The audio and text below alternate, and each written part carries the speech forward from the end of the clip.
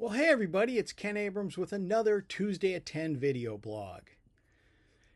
I've been on the road traveling for years, and I remember what it was like 30, 40 years ago when I first got involved in this business. Travel was so different back then. If you had plenty of time, you could contact AAA and get what they called was a trip log, which was just this map booklet that showed you all the routes you could take to get to your destination. It made things really simple, but more often than not, we didn't have that kind of time or we just didn't plan well enough. And it was just you and an atlas driving down the road and trying to figure out where you were going. Things have obviously changed with GPS. I also spent most of my time listening to the radio because that was really about the only form of entertainment that we had. Now, yes, you could, if you had extra money, you could put a tape deck in your car and then a CD player. But again, very different than what it is today. Now I listen to a lot of podcasts. I can find radio stations anywhere I want just by going onto an app like iHeartRadio. And I listen to a lot of audiobooks. On one of my last trips, I listened to and finished a book by a gentleman named David McCullough. David McCullough is a historian that had written several books, which I've read and I loved. He did one on the Wright brothers and Teddy Roosevelt. They were great.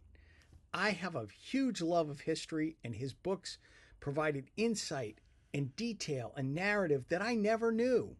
So it was great to listen to them. I stumbled on another one of his books called Brave Companions. It's a series of essays that he had written throughout his career about different topics, but mostly about people in history that had had a significant impact. There were stories about things like the Brooklyn Bridge, and again, people that you may not have heard of or projects that you didn't really know that much about, like the Panama Canal. Again, it was a great book to listen to while I was driving. There's one essay that he wrote, which he actually delivered as a commencement speech to, I believe, Middlebury College. In it, he talked about getting out and exploring the world, traveling to different places. Now, a lot of the places he talked about were places overseas. I have never really been overseas. Yes, I've been to the Caribbean, I've been to Mexico, and I've been to Canada, but I really want to hit all 50 states in the United States before I travel to Europe. I want to have a good understanding of what this country's all about. And I've traveled extensively in this country. As a matter of fact, I've been to 48 of the 50 states. So it was interesting to hear his take on some of the places to go to. I have had the pleasure of seeing, as I said, 48 of the 50 states. And there's very few states that I've been to that I can honestly say I didn't find something unique, interesting, or beautiful in. Whether it was a really great restaurant to go to or just some incredible scenic beauty. Many people dismiss West Virginia as just this state that's in the kind of the backwoods, redneck part of the world. Boy, you couldn't be more wrong.